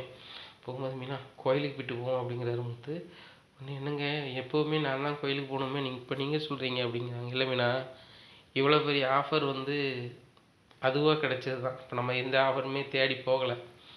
இதை நம்ம செஞ்சிட முடியுமா அப்படிங்கிறாங்க. ஏங்க அசால்ட்டாக செஞ்சிடலாங்க. அவர் சொன்னது எல்லாமே 90% உதிர்ப்பூ தான். அதை வாங்கி தான் அப்படியே இது பண்ண போகிறோம். இப்போ பொண்ணை வரவேற்கிறதுக்கும் உதிர்ப்பூ தான். அதே மாதிரி சிவப்பகம்பளம் வரவேற்புக்கு இவங்க ரெடி பண்ணணும்னு சொல்கிறதுமே உதிர்ப்பூ தான். நம்ம செய்ய வேண்டியது கல்யாணத்துக்கும் சாந்தி முகூர்த்தத்துக்கும் எப்பவும் நார்மலாக கட்டி கொடுக்குற பூ தான். இதில் வந்து அதிக ரேட்டு வர்றது வந்து இந்த உதிர்ப்பூ தான். நம்மளுக்கு செலவே கிடையாது, வாங்கி மாற்றி கொடுக்க போகிறோம் அப்படிங்கிறாங்க. அப்போ மீனா அப்போ நிறைய செலவு வருமா அப்படிங்கிறாங்க. ஏங்க இதில் எப்படினாலும் நம்மளுக்கு ஒரு 10 லட்ச ரூபா கிடைக்குங்க அப்படிங்கிறாங்க. என்ன மீனா சொல்கிறேன் அப்படிங்கிறாங்க. ஆமாங்க, என்னோடய கணிப்பு இன்றைக்குள்ள மார்க்கெட் ரேட்டை நான் கணக்கு பண்ணி சொல்லுவேன். ஏன் அந்த கல்யாண நேரத்தில் கொஞ்சம் கூடலாம் குறையலாம், அதை கணக்கு கூடனா எவ்வளோ வரும் அதை கணக்கு பண்ணி தான் வாங்கியிருக்கேன். 3 மடங்கு வாங்கியிருக்கேன். ஆனால் நம்மளுக்கு இன்றைக்கி ரேட்டுக்கு நம்ம பூ வாங்கினா இதே தான் இதாகும் அப்படிங்கிறாங்க. ஏன்னா அப்போ இன்றைக்கே பூ வாங்கி நம்ம அதை இதிலே வைக்க முடியாதோ அப்படிங்கிறாங்க. ஏங்க பூ அழிவுருங்க அப்படிங்கிறாங்க. அப்படியா அப்படிங்கிறாங்க. ஏன்னா கோயிலுக்கு போகிறாங்க. என்னங்க இங்கே வந்திருக்கோம் அப்படிங்கிறாங்க. சரி உங்கள் அம்மாவும் பார்த்துட்டு போன மாதிரி ஆயிரும்ல அப்படிங்கிறாங்க. சரி தான் அப்படின்னு சொல்லிட்டு அம்மா அப்படிங்கிற மீனா மாப்பிள்ள வாங்க அப்படிங்கிறாங்க. அம்மா ஒரு சந்தோஷமான செய்திமா அப்படிங்கிறாங்க. என்ன மீனா மாசமாக இருக்கியா அப்படிங்கிறாங்க. ஆமாம்மா. ஆமாவா? இல்லை இல்லை இல்லை இல்லைம்மா, ஒரு பெரிய ஒரு ஆஃபர் வந்திருக்குமா அப்படிங்கிறாங்க. என்ன ஆஃபர்மா அப்படிங்கிறாங்க. அக்கா அப்படிங்கிறாங்க. இன்னைக்கு ஹாஸ்பிட்டல் போகலையா அப்படிங்கிறாங்க. போகணுங்க்கா, இப்போ அம்மாவை பார்த்துட்டு போகணுன்னு நினச்சேன் அப்படிங்கிறாங்க. சரி சரி பார்த்துப்போ, ஒரு பெரிய ஆஃபர் வந்துருச்சு சீதா அப்படிங்கிறாங்க. என்ன ஆஃபருக்கா அப்படிங்கிறாங்க. ஒரு கல்யாண ஆஃபரு, கிட்டத்தட்ட 16 லட்ச ரூபாய்க்கு நம்மகிட்ட வந்து பூ வாங்குறாங்க அப்படிங்கிறாங்க. இதை கேட்டால் மீனா அம்மாவுக்கும் பயங்கர சந்தோஷம். உண்மையாக தான் சொல்கிறியாக்கா அப்படிங்கிறாங்க. ஆமாம், மிகப்பெரிய சந்தோஷம். அவங்க பணம் மொத்தமாகவே கொடுத்துட்டாங்க. அதுக்குள்ளே கொடுத்துட்டாங்களா அப்படிங்கிறாங்க. ஆமாம், அவர் ஐடி கம்பெனியில் வேலை பார்க்குறாரு. உங்கள் மாமா காரில் வந்து கஸ்டமராக வந்திருப்பார் போல். உங்கள் மாமா பேச்சை பிடிச்சிக்கிட்டு அவர் வந்து உங்கள் வீட்டம்மா பூ வியாபாரம் பண்ணுதுன்னு சொல்லுதீங்களே, அவங்ககிட்டயே நம்ம பூவை கொடுத்துடலாம். எவ்வளோ பூ வேணுங்கிறத நம்ம பேசிக்கலாம்னு சொல்லிட்டு தான் என்னை கூப்பிட்டுருந்தாரு. போனேன். நான் 16 லட்ச ரூபா வரும்னு சொன்னேன். 16 லட்ச ரூபாய்க்கு 6 லட்ச ரூபாயை எங்கள் அக்கௌண்ட்டில் போட்டு விட்டார். எங்கள் முன்னாடியே போட்டு விட்டார். மீனா கையில் கையில் தந்துட்டாருமா. 10 லட்ச ரூபாய்க்கு செக் கொடுத்துருக்காரு அப்படிங்கிறாங்க. அக்கா செக் எல்லாமே கலெக்ஷன் ஆகுதான்னு பார்த்துக்கோக்கா அப்படிங்கிறாங்க. கல்யாணத்துக்கு 15 நாள் இருக்குது. அவரும் அதை சொல்லி தான் அனுப்புனார். அக்கௌண்ட்டில் பணம் இருக்குது, நீங்கள் கலெக்ஷன் போடுங்க, கலெக்ஷன் ஆயிரும். அப்படி ஏதோ ஒரு வகையில் ஆகலைன்னா கூட முத்தனை வாங்கினா கையில் தந்துடுறேன்னு சொல்லியிருக்காரு அப்படிங்கிறாங்க. ஓ சரி சரி சரி சரி அப்படிங்கிறாங்க. உடனே கோயிலில் போய் அர்ச்சனை பண்ணுறாங்க. மீனாவோட அம்மாவுக்கு பயங்கர சந்தோஷம். மீனாவுக்கு பெரிய ஆர்டர் கிடச்சிருக்கு. இதன் மூலமாக அவங்க மாடியில் கண்டிப்பாக அவங்களால ரூம் கட்ட முடியும், கண்டிப்பாக கட்டிடுவாங்க அப்படிங்கிற ஒரு எண்ணம் அவங்களுக்கு வருது. சீதாவுக்கும் பயங்கர சந்தோஷம். அப்போ சத்யா வர்றாரு. டேய் சத்யா, மாமா வந்திருக்காரு, நீ எதுவும் பேசிடாத அப்படிங்கிறாங்க. நான் ஏன் பேச போகிறேன் அப்படிங்கிறாங்க. அக்காளுக்கு ஒரு பெரிய ஒரு ஆஃபர் வந்திருக்கு அப்படிங்கிற. என்ன ஆஃபர் அப்படிங்கிறாங்க. 16 லட்ச ரூபாய்க்கு அக்கா வந்து பூ கட்டி கொடுக்குறா ஒரு கல்யாணத்துக்கு அப்படிங்கிறாங்க. இவ்வளோ பெரிய ஆஃபர் வந்திருக்கா அக்காளுக்கு அப்படிங்கிறாங்க. ஆமாம் வந்திருக்கு. இந்த ஆஃபர் வந்து மாமா தான் வாங்கி கொடுத்துருக்காங்க. மாமாவுக்கு தெரிஞ்ச ஒரு ஐடி கஸ்டமராக அவர் வந்து தன்னுடைய கல்யாணத்துக்கு இவ்வளோ பூக்கள் வேணும்னு சொல்கிறாங்களாம் அப்படிங்கிறாங்க. பரவாயில்லையே, நம்ம மாமாவுக்கும் கொஞ்சம் அறிவு இருக்குது அப்படிங்க. ஏய், அவருக்கெல்லாம் இருக்க தான் செய்யுது, நீங்கள் ஒரு இடத்த கழிப்பணும் அப்படிங்கிறாங்க. 4 பேர்றாங்க. சத்யாவும் சிரிச்சிட்டே போகிறாரு. நம்ம என்னமோ நினச்சோம் மாமனை பரவாயில்லையே அப்படின்னு சொல்லிட்டு. என்ன சத்யா பயங்கரமாக சிரிச்சிட்ருக்கேன் என்ன அப்படிங்கிறாரு சிட்டி. ஒன்றும் இல்லை சிட்டி, உலகத்தில் நினச்சேன் சிரிப்பு வந்துட்டு அப்படிங்க அப்படிங்கிறாங்க. இல்லை, எங்கள் மாமாவுக்கெல்லாம் ஒரு ஐடி கம்பெனியில் வேலை பார்க்குற ஒரு ஆஃபீஸர் வந்து பழக்கமாக இருக்கார் அப்படிங்கிறாங்க. என்ன ஐடியில் வேலை பார்க்குறவங்க உங்கள் மாமாவுக்கு பழக்கமாக இருக்காங்களா அப்படிங்கிறாங்க. பழக்கமானது மட்டும் இல்லை, அவரோட கல்யாணத்துக்கு 16 லட்ச ரூபாய்க்கு எங்கள் அக்காட்ட பூவுக்கு ஆர்டர் கொடுத்துருக்காங்க அப்படிங்கிறது. 16 லட்சத்துக்கு உங்கள் அக்காட்ட ஆர்டர் கொடுத்துருக்காங்களா அப்படிங்கிறாங்க. ஆமாம் அப்படிங்கிறாங்க. அதே எப்படி சிட்டி சொல்கிற, அதே எப்படி கொடுப்பாங்க, உங்கள் அக்கா எதுலேயும் கடை எதுவும் வைக்கல, நடமாடும் பூக்கடைன்னு சொல்லிட்டு பைக்கில் தான் விற்றுட்டுருக்கு போயிட்டுருக்கு, எப்படி கொடுப்பாங்க அப்படிங்கிறாங்க. நானும் அப்படி தான் நினச்சேன், கடை எதுவும் வைக்கல, இவங்களுக்கு எப்படி கொடுப்பாங்கன்னு சொல்லிட்டு கையிலேயே வந்து பணத்தை கொடுத்து அனுப்பிட்டாங்களாம். 6 லட்ச ரூபா கையில் கொடுத்துருக்குறாங்க, 10 லட்ச ரூபா செக்கையும் கொடுத்துட்டாங்க, கலெக்ஷன் போட்டுக்காங்கன்னு சொல்லிட்டு அப்படிங்கிறாங்க. இதை கேட்ட சிட்டிக்கு ரொம்ப கடுப்பாகுது. பணத்தையே கொடுத்தாங்களா 3 வாட்டி கேட்குறாங்க. நீ ஏன் சிட்டி 3 வாட்டி கேட்குற அப்படிங்கிறாங்க. இல்லை, ரொம்ப சந்தோஷமாக இருக்குது, நம்ம அக்காளுக்கு 16 லட்ச ரூபா மொத்தமாக கிடச்சா எதுக்காவது ஆகும்ல அப்படிங்கிறாங்க. அவங்களுக்கு எதுக்காகுதோ அவ்வளையோ சிட்டி. மாடியில் அவங்க 2 ரூம் கட்டணும்னு சொல்லிட்டு உண்டியலில் பணம் சேர்த்த மாதிரி சேர்த்துட்டு கிடக்காங்க. சிறந்த தம்பதின்னு ஒரு போட்டியில் கலந்துட்டு ரூ. 1,00,000 பரிசு வாங்கினாங்களே, அதை சேர்த்து வச்சுருக்குறாங்க. பிறகு அவருக்கு போகிறது, இவர் எங்கள் அக்கா பூ கொட்டுறது அப்படி இப்படின்னு சேர்த்து வச்சுக்கிட்டு இருந்தாங்க. இப்போ இதில் எதுத்தையாவது மிச்சம் கிடச்சின்னா கண்டிப்பாக அவங்க மாடியில் வீடு கட்டிடுவாங்கன்னு நம்புகிறேன் அப்படிங்கிறாங்க. சத்யா இதில் எவ்வளோ கிடைக்கும் அப்படிங்கிறாங்க.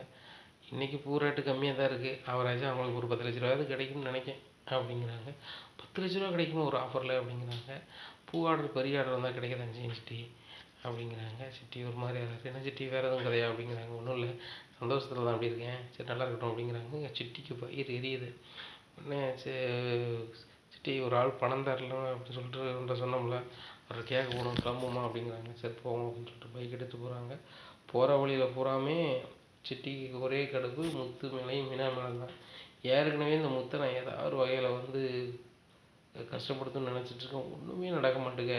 அவன் முன்னேறி போய்கிட்டே இருக்கான். ஒரு காருக்கு 2 கார் வாங்கிட்டான். இப்போ என்னடான்னாக்கா 16,00,000 வேறு பணம் வாங்கிட்டான். என்ன தான் செய்ய போகிறோன்னு தெரியலையே அப்படின்னு சொல்லி யோசிச்சுட்ருக்காரு. அங்கே கோயிலில் சாமி கும்பிட்டு நான் போயிட்டு வரேன் அத்தை அப்படின்னு சொல்லிட்டு கிளம்புறாங்க. சரி மருமகனை போயிட்டு வாங்க, மீனா பார்த்துக்கோங்க அப்படிங்கிறாங்க. வீட்டுக்கு போகிறாங்க. வீட்டுக்கு போனோன்னே அண்ணாமலை சொல்கிறாங்க, அப்பா இந்த மாதிரி மீனாவுக்கு ஒரு பெரிய ஒரு ஆஃபர் வந்துருக்குப்பா அப்படிங்கிறாங்க. வச்சியாக சிரிக்கிறாங்க. இல்லைங்க 10 முழம் பூவுக்கு ஆர்டர் பண்ணியிருப்பாங்க, இதுதாங்க இவங்களுக்கு பெரிய ஆர்டர் அப்படிங்கிறாங்க. விஜயா வாயை மூடிக்கிட்டு இருக்கு, முதல்ல முத்து என்ன சொல்லுதான் ஏது சொல்லுதான்னு கேட்போம் அப்படிங்கிறாங்க. ஏங்க நீங்கள் ஒரு ஆள்னா அவன் சொல்ல கேட்கணும், உலகம் யாரும் கேட்க மாட்டாங்க அப்படிங்கிறாங்க.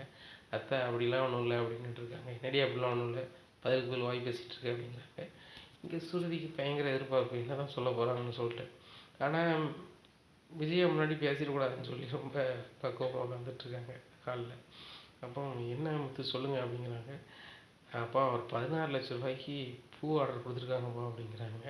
உடனே விஜயா விழுந்து விழுந்து சிரிக்கிறாங்க. உடனே ஏன் விஜயா சிரிக்க அப்படிங்க, ஏங்க இவங்களுக்கெல்லாம் 16,00,000 ஆர்டர் கொடுப்பாங்களாங்க. ஏதோ ஒரு அந்த இலவச கல்யாணத்துக்கு பூ கட்டி கொடுத்தாங்களாம், அதை பெருசாக பேசிகிட்டு இருந்தாங்க. 50 மாலை கட்டி கொடுக்க, 500 மாலை கட்டி கொடுக்கணும்னு சொல்லிட்டு, 500 மாலையா 500 மாலை கட்டி கொடுக்கணும்னு சொல்லிட்டு, இதெல்லாம் இவங்களால் முடியுமாங்க? 16,00,000 கட்டுறதுனா எவ்வளோ பெரிய ஆள்கிட்ட ஒன்று கொடுப்பாங்க, இவங்ககிட்டே ஒன்று கொடுப்பாங்க. எனக்கு ஏற்கனவே காது குத்தியாச்சுங்க அப்படிங்கிறாங்க. சரி அவங்க அமைதியாக இரு அப்படிங்கிறாங்க. எப்பா அம்மா என்னத்தையாவது காமெடி பண்ணிகிட்டு இருப்பாங்க, அதை சிரிக்கிறதுக்கு இப்போ நேரம் இல்லைப்பா. இப்போ அடுத்தாப்புல அந்த பூவை எப்படி கட்டி கொடுக்கலாம், எப்படி எத்தனை ஆட்கள் அமர்த்தலாம், அதை தான் எங்கள் யோசனையாக இருக்குது அப்படிங்கிறாங்க. உடனே மீனா சொல்கிறாங்க, எங்கள் அதுக்கு அந்தளவுக்கு ஆட்கள் தேவைப்படாது, அவங்க சொன்ன பூ ஆர்டருக்கு 4 பேர் கட்டிடலாம், உதிர் போதும் தான் அப்படிங்கிறாங்க. இப்போ 16,00,000 அப்படி ஆர்டர் பண்ணுவாங்களா அப்படின்னு சொல்லி அண்ணாமலை கேட்குறாங்க. நானும் அப்படி தான் மாமா யோசித்தேன், ஆனால் அவங்க சொன்னதெல்லாம் பார்க்கும்போது இவ்வளோ பண்ண வேண்டியது. பொண்ணோட வீடுக்கும் கல்யாண மண்டபத்துக்கும் 8 கிலோமீட்டர் இருக்குது. இந்த 8 கிலோமீட்டருக்கு உதிர் பூவாக தூவணும்னு சொல்கிறாரு மாப்பிள்ளை.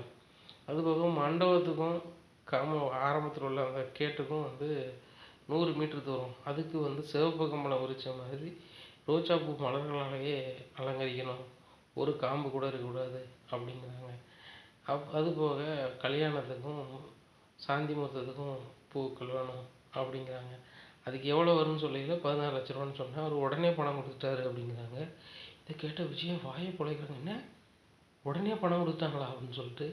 இங்கே ரோகிணி அதுக்கு மேலே வாயை பிழக்கிறாங்க. மனோஜ் வாயிலிருந்து கொசு போக கூட தெரியல, அந்தளவுக்கு வாயை பிழந்துட்டுருக்காரு.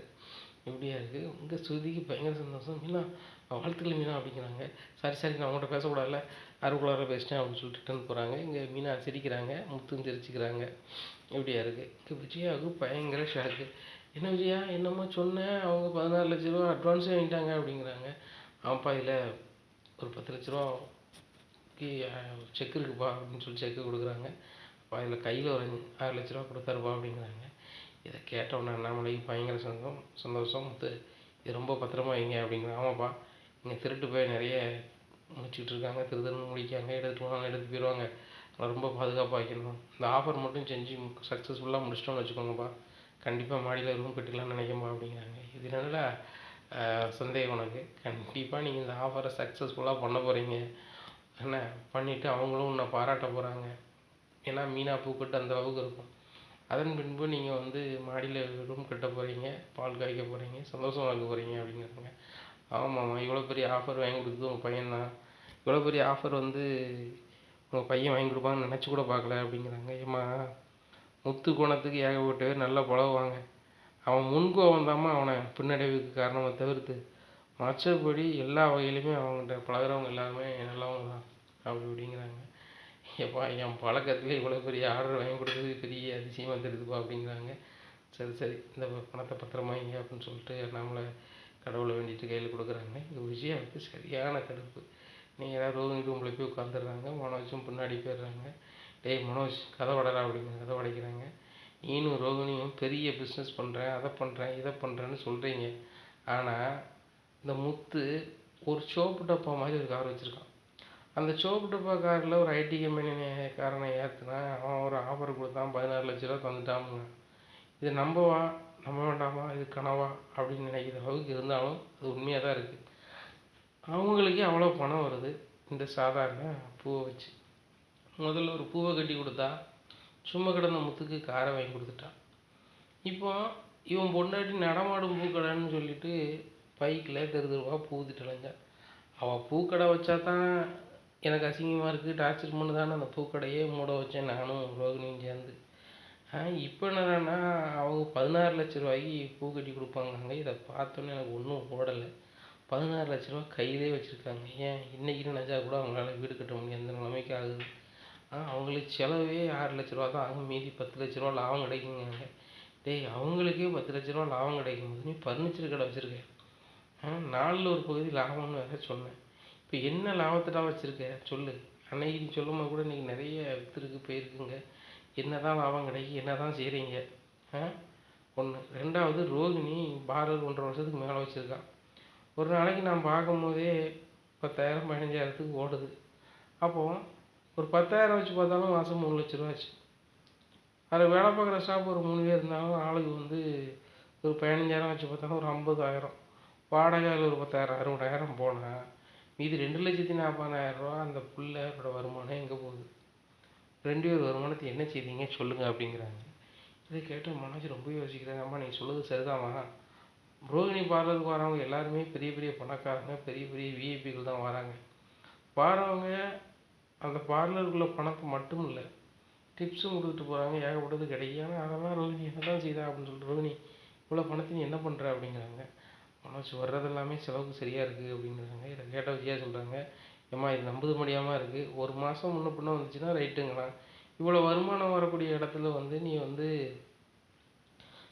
லாபம் வராத மாதிரியே காமிச்சிட்ருக்க அப்படின்னு. ஆன்ட்டி உங்களுக்கு நான் மாதம் 5,000 தரேன், வீட்டு செலவு கொடுக்குறேன் அப்படிங்கம்மா. அது 5,000 தானே, வீட்டு செலவுக்கு நீ 15,000 கொடுக்க, அப்போ 20,000 தானே ஆச்சு. இந்த 20,000 மீதி பணம் என்னம்மா ஆச்சு அப்படிங்கிறாங்க. இதை கேட்ட ரொம்பவே கடுப்பாகுது.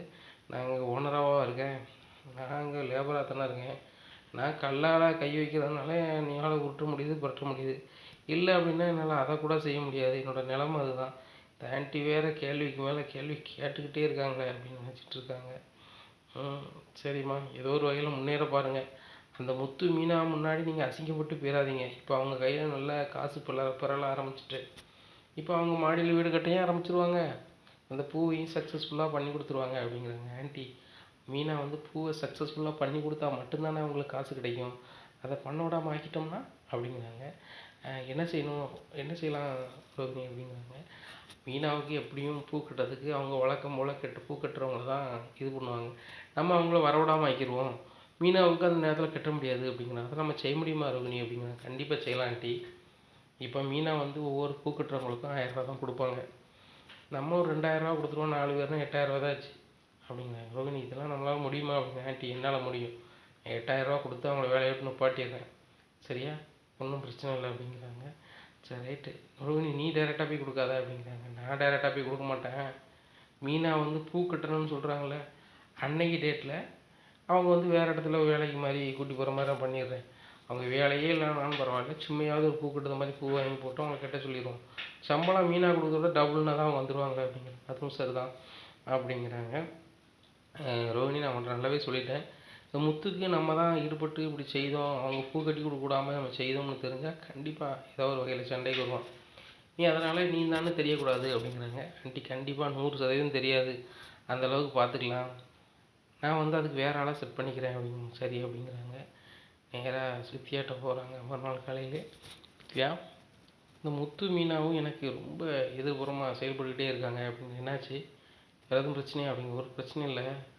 அவங்களுக்கு பெரிய ஒரு பூ ஆர்டர் வந்திருக்கு. அந்த பூ ஆர்டர் எப்படியாவது கெடுத்தாகணும் அப்படிங்கிறாங்க. ஒன்று வித்தியா சொல்கிறாங்க, ஏய் அந்த மீனா பிள்ளை நல்ல பிள்ளை, அதனால் நீ பாவம் விட்டுரு அப்படிங்கிறாங்க. இல்லை இல்லை, நான் விடுத மாதிரி இல்லை, எனக்கு நீ ஒரு உதவி செய்யி. அந்த ஒருத்தன் மண்டபத்துக்கு கல்யாண மண்டபத்துக்கு வந்தான்ல, ஒருத்தன் முத்து குடிக்க வச்சுருந்தேன் அப்படின்னு சொன்னாங்களா, ஏதோ பாண்டியன்னு சொன்னியே அப்படிங்க. ஆமாம் அப்படிங்கிறாங்க. அவனை வந்து வர சொல்லு அப்படிங்கிறாங்க. அவன் வரமாட்டான், அன்றைக்கி நம்ம சத்தம் போட்டு விட்டவங்களும் வரமாட்டான் அப்படிங்கிறாங்க. வர சொல்லு, அவனுக்கு ஒரு வேலை இருக்குது அப்படிங்கிறாங்க. சரி வர சொல்லுதான் அப்படின்னு சொல்லிட்டு ஃபோன் அடிக்கிறாங்க. ஆனால் நான் வரவே இல்லை அப்படிங்கிறாங்க. இந்த சூழ்நிலையில் அவர் வந்து கொஞ்சம் பணத்துக்கும் கஷ்டமாக இருக்குது. சரி ரைட்டு, நம்ம வேலை செய்தோம்னு சொல்லிட்டு ஒரு அட்வான்ஸை போட்டு நம்ம செல்லு சுவிட்ச் ஆஃப் பண்ணி வேண்டியதான் அப்படின்னு சொல்லிட்டு வர்றாரு. வணக்கம் மேடம், சொல்லுங்க மேடம் அப்படிங்கிறாங்க. உனக்கு ஒரு வேலை இருக்குது, நான் ஒரு சிலவங்க ஃபோன் நம்பர் தருவேன், அவங்கள போய் நேரில் பார்த்து எங்களை பூ கட்டணும்.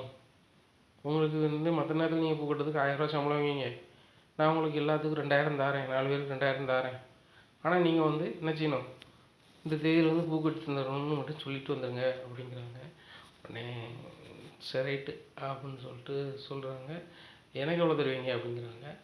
உனக்கு நான் இப்போ 2000 தாரேன், இது சக்ஸஸ்ஃபுல்லாக முடியும், உனக்கு 5000 தாரேன் அப்படிங்கிறாங்க. சரி மேடம் அப்படின்னு சொல்லிட்டு 8000 வாங்குறாரு. வாங்கிட்டு நம்ம செல்லை சுவிட்ச் ஆஃப் பண்ணிட வேண்டியதான், நம்ம அந்த ஆள்கிட்ட எதுவும் சொல்லக்கூடாது அப்படின்னு சொல்லிட்டு நேராக வீட்டில் போய் தன்னுடைய ஒய்ஃப்ட்ட பணத்தை கொடுத்துட்றாங்க. கொடுத்துட்டு நேராக ரோகிணி ஃபோன் அடிக்காங்க. மேடம், நீங்கள் சொன்ன மாதிரி எல்லார்ட்டையுமே சொல்லிட்டோம், எல்லாருமே இந்த டேட்டில் வந்து மீனா வந்து பூக்கட்டை கூப்பிட்டா கூட வாரன்னு சொல்லிவிட்டு அவங்க யாருமே போக மாட்டாங்க. ஆனால் நீங்கள் என்னே தெரியாது அப்படிங்கிறாங்க. Right, super. அதே தேதியில் நீங்கள் ஒரு காரை மட்டும் புக் பண்ணி அவங்கள ஒரு இடத்துக்கு கூப்பிட்டு போய் சும்மையாவது ஒரு 10 கிலோ பூ வாங்கி பையை கட்டித்தாங்கன்னு மட்டும் சொல்லி அன்றைக்கி மட்டும் அவங்கள வேலை செய்யாமல் அப்படி இப்படி அவங்க சாப்பாடு கொடுத்து அந்த வேலை ஃபுல்லும் பார்க்குற மாதிரி அந்த டயத்தை ஓட்டி விட்ரு அப்படிங்கிறாங்க. சரிங்க அப்படிங்கிறாங்க. அதுக்கு இவ்வளோ அமௌண்ட் வரும் அப்படின்னு. சரி ஒரு 5000 போட்டு விடுதான் அப்படின்னு சொல்லிட்டு மறுபடியும் ஒரு 5000 போட்டு விடுதாங்க. வந்து ரைட்டு, நம்மளுக்கு லாட்ரி சீட்டு தான் அடிச்சிருக்கு, கரெக்டாக ரேட்டில் நம்ம சொல்லி சுவிட்ச் ஆஃப் பண்ணிடணும், நம்ம தான் யார்ட்டையுமே பேசலையே அப்படின்னு நினைக்கிறாங்க. இங்கே முத்து மீனா நேராக பூ மார்க்கெட்டு போகிறாங்க. இவ்வளோ பூ வேணும்னு சொல்லிட்டு ஆர்டர் பண்ணுறாங்க. மீனாட்ட சொல்கிறாங்க மார்க்கெட்டில், நல்ல வேலை மீனா அந்த ரேட்டில் சொன்னேன், இல்லைன்னா கம்மியாக ஆர்டர் பண்ணிடுவான்னு சொல்லிட்டு அவங்க ஆர்டர் பண்ணிடுறாங்க. இந்த சூழ்நிலையில் நேராக அவங்கள பார்க்க போகிறாங்க வேலை செய்கிறவங்க எல்லோரும். மீனா வா வாங்க முத்து அப்படிங்கிறாங்க. ஒரு பெரிய பூ ஆர்டர் எடுத்திருக்கேன், இந்த டேட்டில் நம்ம பூலாம் கட்டிடணும் அப்படிங்கிறாங்க. கண்டிப்பாக மீனா நாங்கள் வராமல் எப்படி அப்படிங்கிறாங்க. அட்வான்ஸ் தாங்க அப்படின்னு சொல்லிட்டு அட்வான்ஸ் கொடுக்க போகிறாங்க. மீனா இங்கே பாரு, அட்வான்ஸ்லாம் தேவையில்லை, நீங்கள் வந்துட்டு எங்களுக்கு வந்து கூப்பிட்றது அது போதும் அப்படிங்கிறாங்க. 4 பேருமே சந்தித்து பேசுகிறாங்க. 4 பேருமே இந்த தேதியில் வரும். யார் எவ்வளோ காசு கொடுத்தாங்கிறத எங்கே கூப்பிட்டாங்க, நாங்கள் போக மாட்டோம், பூவை கட்டிடலாம். எங்கே வச்சு கட்டுறது அப்படிங்கிறாங்க. முத்து சொல்கிறாரு, இது நிறைய பூ கட்டணும், அதனால் வந்து நம்ம கண்டிப்பாக வீட்டில் கட்ட முடியாது, நம்ம வந்து மண்டபத்தில் கட்டுறதுக்கு வேலையை பார்ப்போம், அந்த மண்டபத்து சாவியும் நான் வாங்கிடுறேங்க அப்படிங்கிறாங்க. அதுவும் சரிதான் முத்து, ஏன்னா பூ நிறைய நம்ம வீட்டில் இருந்து கட்டினா அவங்க வீட்டில் கண்டிப்பாக இடமே இருக்காது, மாடிக்கு கொண்டு போயிட்டு மறுபடியும் கீழே இருக்குது, அதுவும் ஒரு சிரமம். நம்ம மண்டபத்தில் கட்டினோம்னா மண்டபத்துக்கு நீங்கள் சொல்கிற மாதிரி மண்டபத்துக்கு தேவையான பூ, அந்த சிவப்பு அலங்காரம் சொல்கிறீங்களே அந்த அதுக்கு இது பண்ணிடலாம். அதுபோக அங்கே வந்துட்டு பொண்ணு அழைச்சி கூட்டி போகிறதுக்கு பூவுக்கு வந்து நம்ம காரில் ஏற்றி பொண்ணு வீட்டு வாசலில் கொண்டு விட்டுடலாம். அப்போ அது 2 செலவும் முடிஞ்சிடும். அதுக்கப்புறம் நம்ம சாந்தி முகூர்த்தத்துக்கு தான், மாப்பிள்ளை வீடு மண்டபத்துலேருந்து கொஞ்சம் தூரம் தான், அங்கேருந்து போய் சாந்தி முகூர்த்தத்துக்கு நம்ம பூவை கட்டிடலாம். சரியா, இவ்வளோ வேலைகள் ஈஸியாக முடிஞ்சிடும், அப்போ மண்டபம் தான் சரியாக இருக்கும் அப்படிங்கிறாங்க. அதுவும் சரிதான் அப்படின்னு சொல்லிட்டு பேசுகிறாங்க. பேசும்போது அந்த ஐடி கம்பெனி ஊழியருக்கு ஃபோன் அடிக்கிறாரு முத்து. ஃபோன் அடித்து, சார் நாங்கள் வந்து பூ கட்டுறதுக்கு மண்டபத்தில் வச்சு கட்டலான்னு பார்க்குறோம் அப்படிங்கிறாங்க. அழகாக கட்டுங்க முத்து, ஒன்றும் பிரச்சனை கிடையாது, நம்மளுக்கு பூ தானே வேணும், மண்டபத்தில் கட்டினா தான் எனக்கும் வேலை சொல்லிவு. என்ன கேட்டால் நீங்கள் பூ அங்கே கொண்டு வரீங்களா இங்கே கொண்டு வரீங்களான்னு கேட்கல, நீங்கள் அங்கேயே கட்டிகிட்டு இருக்கும்போது எங்கள் கண் நிறைய பார்க்க முடியும், அது போக அதுதான் நல்லாயிருக்கும் அப்படிங்கிறாங்க. அதுவும் சரிதான் அப்படி இப்படிங்கிறாங்க. இந்த சூழ்நிலையில் விஜயாவுக்கு ஒரு யோசனை வருது, எப்படியும் இந்த பூவை வந்து வீட்டில் வச்சு தான் கட்டுவாங்க, கண்டிப்பாக இந்த வீட்டில் பூவை கட்ட அனுமதிக்கவே கூடாது, அன்னைக்கு நிலைமைக்கு எதையாவது ஒன்றை செஞ்சு நம்ம இது பண்ணணும் அப்படின்னு நினைக்கிறாங்க. இந்த சூழ்நிலையில் ஒரு வாரத்துக்கு நம்ம வீட்டில் பூச்சி வைக்கிற மாதிரி ரெடி பண்ணிடுவோம், ஒரு வாரத்துக்கும் நம்ம 10 ஃப்ரெண்ட்ஸை கூப்பிடுவோம், டீயை காப்பியை போட்டு கொடுத்து இது பண்ணாலும் பரவாயில்லை, இந்த முத்து மீனா மட்டும் இந்த பூவை கட்டவே கூடாது, அப்படி இவளால் கட்ட முடியாது, ஏன்னா விஜயா பண்ண பிளான் அப்படி இல்லை அப்படின்னு சொல்லிட்டு அவங்க மனசுல நினச்சிக்கிறாங்க. நினச்சிட்டு ரோஹிணி ஃபோன் அடித்து கேட்குறாங்க, ரோஹிணி அவங்க பூக்கட்ட வரமாட்டாங்களா அப்படிங்கிற. ஆன்ட்டி பணத்தை கொடுத்து செட் பண்ணியாச்சு, அவங்க வரவே மாட்டாங்க. என்ன அவங்க கம்மியான பணத்துக்கு இவங்களுக்கு கஷ்டப்பட்டு வேலை பார்க்குறதுக்கு டபுள் மடங்காக பணம் கொடுத்துருக்கேன், வேலைக்கு வராமல் இருக்கிறதுக்கு, அதனால் வரமாட்டாங்க ஆன்ட்டி, நீங்கள் கவலைப்படாதீங்க அப்படிங்கிறாங்க. ஏம்மா அதை மீறி இவங்க வேற ஆட்களை கூட்டிகிட்டே வந்தாலும் என்ன நான் வீட்டில் கெட்டதுக்கு அனுமதிக்க மாட்டேன் அப்படிங்கிறாங்க. ஆன்ட்டி நீங்கள் கெட்டதுக்கு மாட்டேன்னு கட்டக்கூடாதுன்னு சொன்னால் பிரச்சனை தானே வரும், அங்கிள் சத்தம் போடுவாங்க, முத்து கத்துவார் வாய்க்கு வந்தபடி அப்படிங்கிறாங்க. அதையம்மா கத்த போகிறாரு, நான் ஒரு வாரத்துக்கு விரதம் இருக்கிற மாதிரி சீனை போட போகிறேன், அதுக்கு எனக்கு வேண்டியவங்களை பூராமே நான் வீட்டுக்கு கூப்பிட்ருவேன். அவங்க வந்து விரதம் இருந்துட்டு பாட்டு பிடிக்கிற மாதிரி ஒரு வாரம் அங்கே இருப்பாங்க, இவங்க கல்யாணத்துக்கு கட்டி கொடுக்க முடியாது, அப்படி பண்ணி விட்ருதேன் அப்படிங்கிற. சூப்பர் ஆண்டி சூப்பர் அப்படிங்கிறாங்க. முத்து வீட்டுக்கு வர்றாரு. வீட்டுக்கு வந்தோடனே அண்ணாமலை ஒரு மாதிரி இருக்கார். ஏன்ப்பா ஒரு மாதிரி இருக்கு அப்படிங்கிற. இல்லை நீ பூ கட்டணுங்க, அதுக்கு வீட்டில் இடம் வேணும். இங்கே விஜயா வேறு ஒரு வாரம் விரதம் இருக்க போகிறேன், ஃப்ரெண்ட்ஸ் எல்லாம் கூப்பிட போகிறேன், வைக்க போகிறேன்னு சொல்கிறா. இப்போ என்ன சொல்லுதுன்னு தெரியல, வீம்புக்கு பண்ணுறா அப்படிங்கிறாங்க. ஏப்பா அவங்க பண்ணிட்டு போட்டும்பா அப்படிங்கிறாங்க. முத்து கை நீட்டி அட்வான்ஸ் வாங்கியிருக்கா, அப்போ நீங்கள் தொழில் என்ன பண்ண போகிற அப்படிங்கிறாங்க. எப்பா அதுக்கு ஒரு மேட்ச் ஏற்பாடு வச்சுருக்கேன்பா அப்படிங்கிறாங்க. என்ன ஏற்பாடுப்பா வச்சுருக்க அப்படிங்கிறாங்க. வச்சுருக்கேன்பா அப்படிங்கிறாங்க. சரி சரி நல்லா சரிதான் அப்படிங்கிறாங்க. அந்த காலகட்டம் அப்படி வருது. விஜயா அவங்க ஃப்ரெண்ட்ஸ் எல்லாமே கூப்பிட்டு அங்கே பூஜைகள் பயங்கரமாக நடக்குது. மீனாவும் அடுத்தவங்களுக்கு காஃபி கீஃபிலாம் போட்டு கொடுக்குறாங்க. போட்டு கொடு, நீ பூ கட்டுறதுக்கு உனக்கு இடம் விட்டால் தானே பூ கட்டுவேன், அது போக நாங்கள் என்னெல்லாம் வேலை பண்ணி வச்சுருக்கோன்னு எங்களுக்கு தானே தெரியும் அப்படின்னு சொல்லி விஜயா சிரிக்கிறாங்க. இங்கே ரோஹிணி சிரிக்கிறாங்க. அவங்களுக்கு பயங்கர சந்தோஷம் மனசுக்குள்ளே.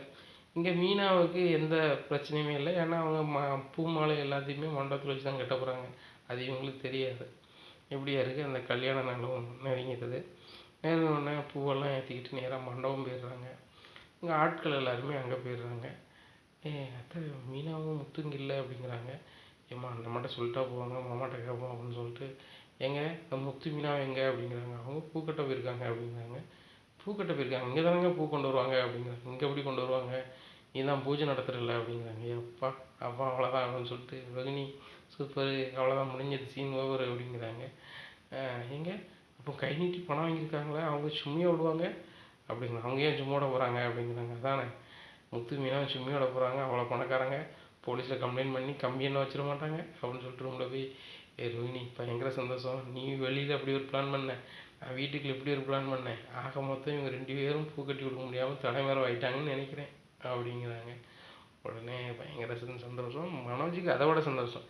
மனோஜ் வந்து விஜயாட்ட சொல்லுறாங்க, ஏம்மா இங்கே விரதம் இருக்கிற மாதிரி பயங்கர சீன் போட்டு உங்கள் ஃப்ரெண்ட்ஸ்லாம் வர வச்சுருக்கீங்க, ரொம்ப சந்தோஷமாக இருக்குமா. அந்த முத்து மீனாவும் இவ்வளோ பணம் சம்பாத்தியம் பண்ண ஆரம்பிச்சிட்டாங்கன்னா அந்த வீட்டில் யாரையுமே மதிக்க மாட்டாங்க, குறிப்பாக உங்களை மதிக்கவே மாட்டாங்க, இது ரொம்ப நல்லதுமா அப்படி இப்படிங்கிறாங்க. முத்து மீனாவும் அங்கே பூவை கட்டி எல்லாம் இது பண்ணி அங்கே வந்துட்டு பொண்ணு வரவேற்கிறதுக்கும் பூவை கொடுத்துட்றாங்க. அங்கே பொண்ணுக்கு சிவப்பு கம்பளம் வரவேற்புக்கும் பண்ணிடுறாங்க. கல்யாண மண்டபத்துலையும் ஏற்பாடு பண்ணிடுறாங்க. சாந்தி முகூர்த்தத்துக்கும் பூவெல்லாம் ரெடி பண்ணி பிளாஸ்டிக் கவரில் கட்டி அலங்காரம் பண்ணுறோம் அப்படின்னு சொல்லிடுறாங்க. அவங்க அலங்காரத்தை எல்லாம் பண்ணி அந்த முதல்வர் வரையில் வந்து பூவை வந்து ஓடாத அளவுக்கு குழுவாக்கப்பட்ட ரூம் ஆக்கிடுறாங்க. ஏசி 2-3 ஏசியை ஃபிட் பண்ணிடுறாங்க. அங்கே பயங்கரமாக பூ வாசனையில் இருக்குது. பூக்கட்டெல்லாம் மிகவும் அருமையாக இருக்குது. இதை பார்த்தவங்க எல்லாமே இவ்வளோ பூ அருமையாக இவ்வளோ கட்ட முடியுமா, இவ்வளோ அருமையாக அலங்காரம் பண்ண முடியுமா அப்படி இப்படின்னு பேசுகிறாங்க. இதை பார்த்த புது மாப்பிள்ளைக்கு பயங்கர சந்தோஷம். உடனே முத்துக்கு ஃபோன் அடிக்கிறானே, எல்லாமே செமையாக பண்ணிட்டேங்கண்ணே அப்படிங்கிறாங்க. சூப்பருங்க சூப்பருங்க அப்படிங்கிறாங்க. உங்கள் கல்யாணம் சிறப்பாக அமையும் அப்படிங்கிறாங்க. சரி ரைட்டு அப்படிங்கிறாங்க. அண்ணே நீங்களும் அக்காலும் வீட்டுக்கு போயிட்டு கல்யாணத்துக்கு வந்துருங்கண்ணே அப்படிங்கிறாங்க. சரி அப்படின்னு சொல்லிட்டு முத்து மீனா வீட்டுக்கு வராங்க. வந்தோன்னா அண்ணாமலை கேட்குறாங்க, என்னப்பாச்சு அப்படிங்கிறாங்க. அப்படிங்கிறாங்க. சரி ரைட் சந்தோஷம் அண்ணாமலை இருக்கிறாங்க. வீட்டுக்குள்ள வந்தோன்னே விஜயாவுக்கு பயங்கர சிரிப்பு. பூ கட்ட முடியல, தலைமறைவாக அலைவாங்க போல் அப்படின்னு சொல்லிட்டு, பார்த்தியா ரவினி பூ கட்டி கொடுக்கேன் அப்படி இப்படின்னு சீனை போட்டாங்க, கடைசியில் எல்லாம் ஃப்ளாப் ஆகிட்டுன்னு நினைக்கேன் அப்படிங்கிறாங்க. உடனே முத்து சொல்கிறார், அது ஏன் ஃப்ளாப் ஆக போகுது, அதெல்லாம் சூப்பர் ஆகிட்டு அப்படிங்கிறாங்க. சூப்பர் ஆகிட்டா, பூ கட்டுதவங்க வரலை, பூ கட்ட இடம் இல்லை, எப்படி பூ கட்டுவீங்க அப்படிங்கிறாங்க. உடனே முத்து சொல்கிறாரு, நீங்கள் சூப்பர் யோசனை இப்படிலாம் பண்ணுவீங்கன்னு எனக்கு தெரியும், அதனால தான் முன் யோசனையாக அந்த கல்யாண மண்டபத்திலே பூ கட்டி கொடுத்தாச்சு அப்படிங்கிறாங்க. என்னது கல்யாண மண்டபத்திலே பூ கட்டி கொடுத்தீங்களா அப்படிங்கிறாங்க. எல்லா பூவையும் கரெக்டாக இதில் டெலிவரி பண்ணியாச்சு, இப்போ அதே கல்யாணத்துக்கு நானும் என் பொண்டாட்டியும் வரவேற்புக்கு போகிறோம் அப்படிங்கிறாங்க. இதை கேட்ட விஜயா ரொம்ப ஷாக் ஆகிறாங்க. ஷாக்காகி ரோகிணி இங்கே வா அப்படிங்கிறாங்க. முத்து சிரிக்கிறாரு. நீங்கள் ஒன்று நினச்சா கடவுளும் நினைப்பார் அப்படின்னு சொல்லிட்டு இங்கே ரோகிணிகிட்ட கேட்குறாங்க. ரோகிணி இந்தானே சொன்னேன் வேலைக்கு போகிற ஆள்லாம் வந்து போக மாட்டாங்க, நான் பணம் கொடுத்தேன் அப்படி இப்படின்னேன். இப்போ முத்து மண்டபத்திலே பூ கட்டி கொண்டு கொடுத்துட்டு வந்துட்டாங்க, என்ன தான் நடக்குது அப்படிங்கிறாங்க. ஒன்றுமே புரியல ஆண்டி, எனக்கு அதான் ரொம்ப யோசனையாக இருக்குது அப்படிங்கிறாங்க. என்ன யோசனையாக இருக்குது, நான் உன்னை நம்பி நான் வந்து ரொம்ப பில்டப்பாக இருந்துட்டேன், நான் ஏதாவது பண்ணியிருப்பேன் பாரு. இந்த ஒரு வாரம் விரதம் இருக்கிற மாதிரி நான் சீனை போட்டு எல்லாரையும் வர சொல்லி நானும் சாப்பிடாம இருந்து எனக்கும் உடலுக்கு ஒரு மாதிரி ஆகிட்டு, என்னம்மா நீ அப்படி இப்படிங்கிறாங்க. உடனே முத்து மீனாவும் கிளம்புறாங்க. உடனே அண்ணாமலை சொல்கிறாங்க, டேய் முத்து சாதிச்சிட்டடா, உன் பொண்டாட்டிக்கு நீ ரொம்ப உதவிகரமாக இருந்து இந்த பூவை சக்ஸஸ்ஃபுல்லாக பண்ணிட்டேன், எனக்கு கூட ரொம்ப மன அழுத்தமாக இருந்துச்சு அப்படிங்கிறாங்க. உடனே முத்து சொல்கிறாரு நைஸா, எப்பா சுருதியும் ரவியும் வந்து ஹெல்ப் பண்ணாங்கப்பா அப்படிங்கிறாங்க. சுருதி ரவியும் வந்தாங்களா அப்படிங்கிறாங்க. அவங்க வேற எங்கேயெல்லாம் போகிறான்னு சொல்லிட்டு போனாங்க அப்படிங்கிறாங்க. இல்லைப்பா சுருதி ரவி ஃபுல் அண்ட் ஃபுல்லாக மண்டபத்தில் தான் இருந்தாங்க. ரவி வந்து மாஸ்டருங்கன்னா அவங்களுக்கு ரொம்ப ப்ளஸ்ப்பா. எல்லாருக்கும் காஃபி போட்டு கொடுக்கறதா இருக்கட்டும், எல்லாருக்கும் உணவு நைட்டு கொடுக்கறதா இருக்கட்டும், எல்லாருமே ரொம்ப சூப்பராக பார்த்துக்கிட்டான்பா. மீனா எந்த அளவுக்கு பண்ணுவோன்னா அந்த அளவுக்கு சூப்பராக பண்ணிட்டான்பா. அதுபோக இந்த சுருதி பிள்ளையுமே பயங்கரமாக பூ கட்டுதுப்பா அப்படிங்கிறாங்க. என்னப்பா சொல்கிற அப்படிங்கிறாங்க. ஆமாப்பா நம்ம வீட்டில் பூ கட்டால் கொஞ்சம் படிக்கும்போது அப்படி சரியில்லை இப்படி சரியில்லை எனக்கு தெரியலன்னு சொல்லிச்சுல, அங்கே படிச்சிருச்சு, நல்ல வேலை செய்ய ஆரம்பிச்சிருச்சு. இந்த மாதிரி பெரிய பெரிய ஆர்டர் எடுங்க, நானும் நைஸாக வந்து கட்டி தந்துடுறேன், ஆனால் ஆன்ட்டிக்கு தெரியாத மாதிரி பார்த்துக்கோன்னு சொல்லிட்டுப்பா அப்படிங்கிறாங்க. உண்மையிலே அந்த வாசுதேவன் பொண்ணு சூப்பர் பொண்ணு என்னடா அப்படிங்கிறாங்க. ஆமாப்பா நான் கூட அந்த பழகுறலாம் வந்து வீட்டுக்கு வந்தோடனே வீட்டை 2000 3000 நினச்சேன், ஆனால் உண்மையிலே ரொம்ப கெட்டிக்கார பிள்ளை. ஆனால் அம்மாவுக்கு தெரியாத அளவுக்கு நாங்கள் ஒரு ஃபங்க்ஷன் வீட்டுக்கு போகிறோம், நாங்கள் வெளியூர் ஃபங்க்ஷன் அப்படி இப்படின்னு சொல்லிட்டு அந்த பிள்ளை இங்கே வந்துருச்சு. இப்போ கூட அவங்க வந்து ஒரு ரூம் போட்டு தங்கியிருக்காங்கப்பா, எங்கள் கூட மறுபடி வரவேற்புக்கு வரணும்னு சொல்லிட்டு அப்படிங்கிறாங்க. அப்படியா சரி ரொம்ப சந்தோஷம், சேர்ந்து போயிட்டு வாங்க அப்படிங்கிறாங்க. உடனே மீனா முத்தும் கிளம்பி போகும்போது விஜயாவுக்கு சரியான கடுப்பாக இருக்குது. ஏங்க பூ கட்டி கொடுத்தாச்சு, துட்டு வாங்கிட்டுனாங்கன்னா இருக்க வேண்டியதானே, இங்கே என்னது கிடைக்குன்னு சாப்பிட்றதுக்கு தான் அழைத்தாங்களோ அப்படிங்கிறாங்க. முத்து சொல்கிறாரு, கல்யாண மாப்பிள்ளை எங்களை விசேஷ வீட்டுக்கு வந்தே ஆகணுங்காரு, நாங்கள் போய் தான் ஆகணும், ஏன்னா எங்களுக்காக இன்னும் 2 விஐபி காத்திருக்காங்க அப்படிங்கிறாங்க. ஆமாம் ஆமாம் உங்களெல்லாம் பெரிய விஐபி காத்துட்ருப்பாங்க அப்படிங்கிறாங்க. சரிப்பா நீங்கள் போயிட்டு வாங்க அப்படிங்கிறாரு. நம்மளை சிக்னல் கிட்டதை 2 பேரும் போகிறாங்க. அங்கே ரவி சுருதியும் புறப்பட்டு முத்துக்கு ஃபோன் அடிக்கிறாங்க. முத்து கிளம்பிட்டே கிளம்பிட்டேன் அப்படிங்கிறாங்க. நேராக லாட்ஜுக்கு வந்துடும் அப்படிங்கிற லாட்ஜுக்கு போகிறாங்க. அங்கே சுருதி ரவியும் ஏற்றிக்கிறாங்க. ஏற்றிட்டு நேராக கல்யாண வீட்டுக்கு போகிறாங்க. கல்யாண வீட்டில் மாப்பிள்ளை வீட்டில் பயங்கரமாக முத்து மீனாவையும் வரவேற்கிறாங்க, சுருதி ரவியும் வரவேற்கிறாங்க. இவ்வளோ அழகாக பூ கட்டி தந்தீங்க, ரொம்ப சூப்பர், நாங்களே என்னமோ எதோ நினச்சோம், எங்கள் பையன் வந்து விளையாட்டு போக்கில் வந்து ஒரு ஆர்டர் கொடுத்துருக்கான், அது சரியாக வருமா இல்லை எப்படி, இல்லை ஊர்வலத்தில் எதுவும் பேசுகிற அளவுக்கு ஆயிருமான்னு பார்த்தோம், ஆனால் ரொம்ப சூப்பராக பூ கட்டி கொடுத்துருக்கீங்க தம்பி அப்படிங்கிறாங்க. சார் எனக்கு பூ கட்டலாம் தெரியாது சார், பூவை மொத்த மார்க்கெட்டில் வாங்கி கொண்டு அவன் வீட்டம்மாட்ட கொடுக்க தெரியும், என் வீட்டம்மா தான் கட்டினது, அதுபோக அந்த டீமில் எல்லாருமே சூப்பராக கட்டுவாங்க அப்படிங்கிறாங்க. பூவை கட்டி கொடுத்ததை பார்த்து எல்லாருமே வாழ்த்துறாங்க. கல்யாண மாப்பிள்ளைக்கு பயங்கர சந்தோஷம். மொத்த ஸ்டேஜுக்கு வர சொல்லி கட்டி பிடிச்சி முத்தம் கொடுக்காரு. அதில் அண்ணே எனக்கு ரொம்ப சந்தோஷமாக இருக்குண்ணே அப்படின்னு சொல்லி ஒரு 10 பவுன் செயினை தூக்கி முத்து கழுத்தில் போட்டுறாங்க. தம்பி இது வேண்டாம், இங்கே நாங்கள் செஞ்ச வேலைக்கு நீங்கள் பணம் தந்துட்டீங்க அப்படிங்கிறாங்க. இல்லைண்ணே இது அன்பளிப்பு, நீங்கள் இது வேண்டாம்னு சொல்லக்கூடாது அப்படிங்கிறாங்க. உடனே மீனா வந்து வேண்டாங்க அப்படிங்கிறாங்க. இல்லைங்க நான் தந்துட்டேன் அப்படிங்கிறாங்க. உடனே மாப்பிள்ளை வீட்டில் சொல்கிறாங்க, பொண்ணு வீட்லேயும் சொல்கிறாங்க, நாங்களே உங்களுக்கு வந்து மேடையில் கூப்பிட்டு பரிசு கொடுக்கலான்னு நினச்சோம், எங்கள் பையன் பெரிய ஒரு பரிசு கொடுத்துட்டான், எங்களுக்கு ரொம்ப சந்தோஷமாக இருக்குது அப்படிங்கிறாங்க மாப்பிள்ளை வீட்டுக்காரங்க. பொண்ணு வீட்டுக்காரங்களும் மருமகன் செஞ்சு ரொம்ப சந்தோஷம்தான், உங்களை கண்டிப்பாக இவ்வளோ பேர் முன்னாடி வாழ்த்தணும் அப்படின்னு சொல்லிட்டு மைக்லேயும் சொல்கிறாங்க. இந்த பூவை கட்டினது எல்லாமே இந்த மீனாவும் இந்த முத்து இந்த தம்பியும் தான். 2 பேரும் இந்த ஏற்பாடுகள்லாம் சூப்பராக பண்ணியிருக்காங்க. அதே மாதிரி உங்கள் திருமண காரியத்துக்கு வந்து ஏதாவது தேவைப்படுது வைக்குது அப்படின்னு சொன்னால் இவங்களை தொடர்பு கொள்ளலாம். முத்து தம்பி உங்கள் ஃபோன் நம்பர் சொல்லுங்கள் அப்படிங்கிறாரு மாப்பிள்ளையோட அப்பா. ஃபோன் நம்பர் சொல்கிறாங்க, இது எல்லாருமே குறித்து வச்சுக்கோங்க, ஏதாவது கல்யாண காரியம் திருமணங்கள் என்ன ஒரு நிகழ்வுக்குனாலும் கூப்பிடுங்க அப்படின்னு சொல்கிறாங்க.